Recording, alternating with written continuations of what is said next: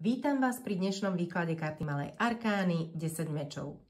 Táto karta predstavuje ukončenie určitej etapy. Či už ide o prekonanie bolesti, vyčerpanie alebo moment, kedy už nie je možné pokračovať ďalej.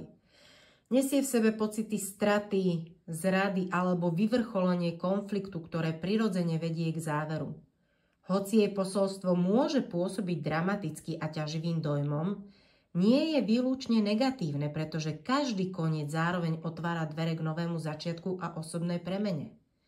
Poďme ale k symbolike karty.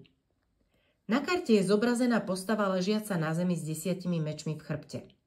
Tento obraz jasne naznačuje zámerný a definitívny koniec. Symbolizuje pocit porážky, úplného vyčerpania či zlyhania. Je to skrátka bodka za niečím, čo už jednoducho nemá kam ďalej pokračovať. Čierna obloha dodáva scéne chmúrnu atmosféru a odráža pocit beznádeje a temnoty, zatiaľ čo more symbolizuje hĺbku ľudských emócií a vnútorné prežívanie situácie. Farby na karte sú dôležitým prvkom, ktorý je potrebné brať do úvahy pri výklade tiež. Takže poďme na to. Červená farba na karte pripomína intenzitu emócií, bolesť a silu, ktorú musíme nájsť v sebe. Oranžová farba naznačuje energiu pre zmenu a možnosť nových začiatkov. Čierna farba znázorňuje neznámo, temnotu duše, utrpenie a hnev.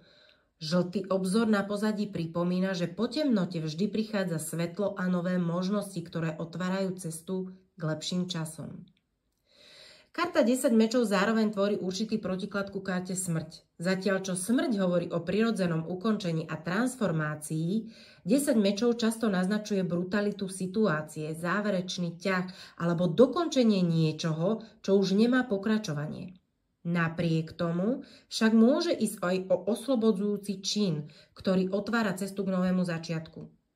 Ak vás tento výklad zaujal a chceli by ste sa dozvedieť viac o symbolike tarotu, celý rozšírený výklad karty 10 mečov nájdete na mojej stránke, odkaz je dolu v popise pod videom.